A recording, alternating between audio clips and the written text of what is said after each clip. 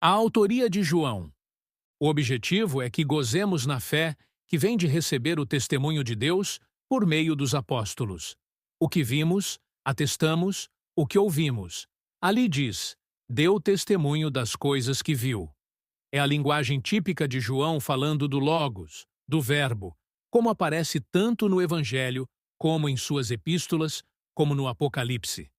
Deus determinou que João escrevesse, que contasse essa experiência da revelação de Jesus Cristo, que fora seu servo. Este é João, o apóstolo, dos 12 apóstolos. João, o filho de Zebedeu e de Salomé, irmão de Tiago e primo do Senhor Jesus, porque Salomé era irmã de Maria. Então, no versículo 4 do Apocalipse 1, diz, João. Não há necessidade de João colocar outros apelidos como assinatura, porque era bem conhecido. Ele simplesmente diz, João. Era um João conhecido pelas igrejas na Ásia Menor.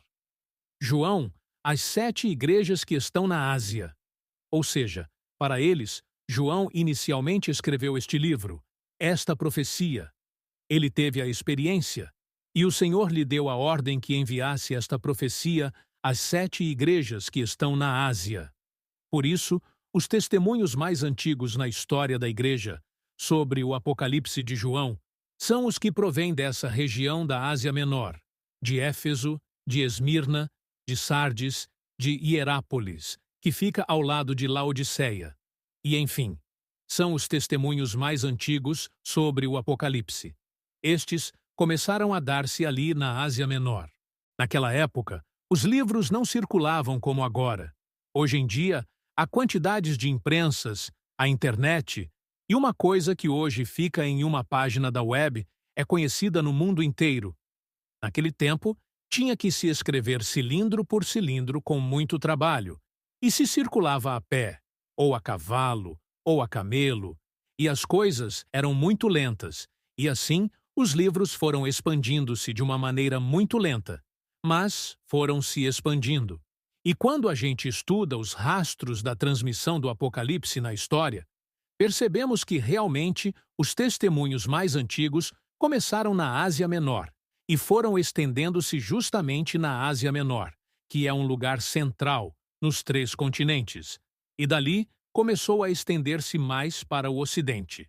Por fim, foi chegando para o Oriente, bem ao Oriente, onde demoraram bastante em aceitar o Apocalipse, porque, como vou contar hoje, e vou ler, apresentaram-se algumas questões históricas que impediram que algumas pessoas tivessem acesso ao Apocalipse e que estivessem abertas a ele. Graças a Deus que a palavra de Deus prevaleceu sobre todos os problemas, sobre todas as resistências que Satanás lhe pôs, porque Satanás sempre põe muitos obstáculos especialmente ao livro de Gênesis e ao Apocalipse, que são os livros que revelam seu princípio e seu fim. Então, são 2 livros tremendamente atacados por Satanás. E então, estamos aqui identificando o autor humano. Logicamente que é uma revelação divina, mas através de um ser humano, sem anular o ser humano, usando esse ser humano, tal como ele é, usando-o com sua personalidade, usando-o com sua linguagem, com seu estilo, usando-o com sua condição humana. E isto digo muito a propósito pelo seguinte, porque a gramática grega do Apocalipse é uma gramática sui generis, do latim, único em seu gênero. No autor, o grego não era sua primeira língua. Seu autor falava aramaico porque João falava aramaico, e ele não somente falava em aramaico, mas também pensava em aramaico e fazia as frases conforme a sintaxe em aramaico, e o aramaico é muito diferente do grego. Há coisas que na gramática e na sintaxe se chamam os casos. Então, por exemplo, às vezes o pronome, se for plural, tem um plural na conjugação do verbo. Por exemplo, em inglês e em espanhol. Em inglês não há essa diferença. Em inglês, os verbos regulares, se você falar o eu, ou o você, ou o nós, ou eles, ou vós, a conjugação é a mesma. Em espanhol, sim, temos diferença. Por isso, quando um norte-americano está tratando de falar em espanhol, pois logicamente que ele às vezes diz, eu estar muito contento. O eu é ele estar. Não concorda estar comigo, porque ele diz, eu estou, mas ele não é espanhol. Então ele usa a conjugação que não concorda com o pronome, e às vezes o gênero. Ele é homem e diz contenta, em espanhol. Porque como fulana disse que estava contenta, então ele também está contente, e põe no feminino o que era em masculino. Mas até sendo assim, nós entendemos perfeitamente e Deus nos fala como somos.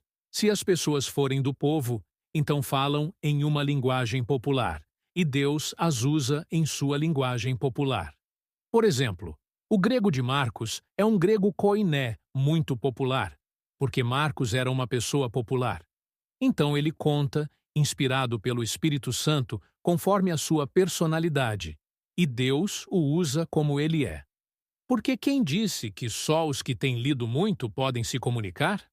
Ou que a linguagem é só para eles? Não.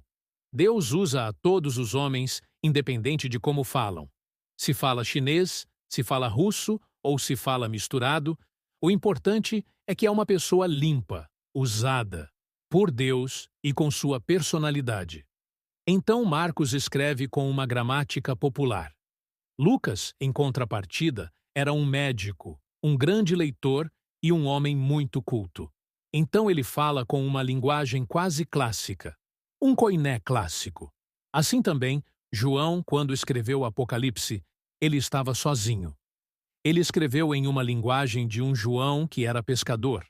Ele não era um escritor clássico, e além disso, ele não estava escrevendo em aramaico, mas estava escrevendo em grego. Estava sozinho, e não tinha quem o ajudasse.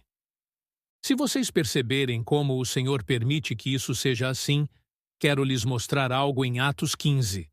Diz em Atos 15 que depois que o sínodo apostólico e presbiteriano em Jerusalém chegou a uma conclusão, escreveu-se uma carta. Então dizem os versos 22 a 23. Então, pareceu bem aos apóstolos e aos presbíteros, com toda a igreja, tendo elegido homens dentre eles, enviá-los, juntamente com Paulo e Barnabé, a Antioquia. Foram Judas, chamado Barsabás, e Silas, homens notáveis entre os irmãos, 23 escrevendo, por mão deles. Assuntos da cultura grega. Temos aqui Silas. A palavra Silas é uma contração da palavra Silvano, assim como Chico é uma contração de Francisco, como Zé é uma contração de José, como Lucas é uma contração de Lucano, como Epáfras é uma contração de Epafrodito, assim Silas é uma contração de Silvano. Este Silvano era um irmão culto, e os apóstolos, que eram pessoas do povo, mas cheias do Espírito Santo, costumavam ditar suas cartas. Paulo ditava a Tércio, e aqui os apóstolos ditaram a Silvano. A carta era dos apóstolos, mas Silvano escrevia com boa gramática. Vamos, pois, às duas cartas de Pedro. Vocês perceberão que entre a primeira e a segunda carta de Pedro há uma diferença, pois a primeira foi escrita de Pedro por mão de Silvano, e a segunda por Pedro sozinho. É por isso que a gramática grega da primeira epístola de Pedro é muito culta, e a gramática grega da segunda de Pedro é mais popular. E por isso, alguns pensaram que o autor não é o mesmo Pedro, e querem recusar a segunda, simplesmente porque consideram o grego da primeira mais culto que o da segunda. Mas o que aconteceu na primeira? Em 1 Pedro 5:12, diz Pedro: por meio de Silvano, que para vós outros é fiel irmão, como também o considero, vos escrevo resumidamente. Vemos que Silvano era um irmão culto, assim como entre nós há irmãos que têm boa gramática, boa ortografia. Então pedimos a esses irmãos que nos façam transcrições, e eles põem tudo em ordem. Pontos, aspas. Vão corrigindo o texto. Nós, às vezes, falando de maneira informal, deixamos uma frase pela metade, e ele termina a frase e faz corretamente. O mesmo aconteceu na igreja primitiva.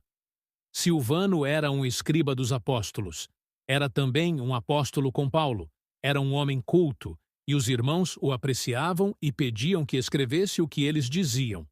Eles eram inspirados pelo Espírito Santo, e ele escrevia com uma linguagem culta.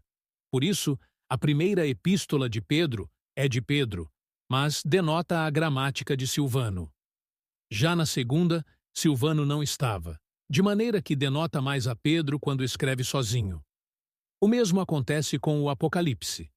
O Apocalipse tem uma gramática que era aramaica expressa através do grego, como se um gringo falasse em português, porque o grego não era a linguagem de João. A linguagem de João era o aramaico. Entretanto, não há livros tão sublimes como estes da Bíblia, e este, do Apocalipse, é onde toda a revelação termina. E Deus escolheu um pescador para falar sua palavra e coroar sua palavra, através de um João, em quem o grego era apenas sua segunda língua, e estava por lá preso sem ter ninguém que o ajudasse. Entretanto, Deus usou João como é João, e damos graças a Deus por isso, e isso explica o sui generis da gramática grega de Apocalipse. Claro que depois vieram uns escribas, quando foram copiando o Apocalipse. Por isso, surgem variantes, porque os escribas adaptaram um pouco. Eu estar com eu estou.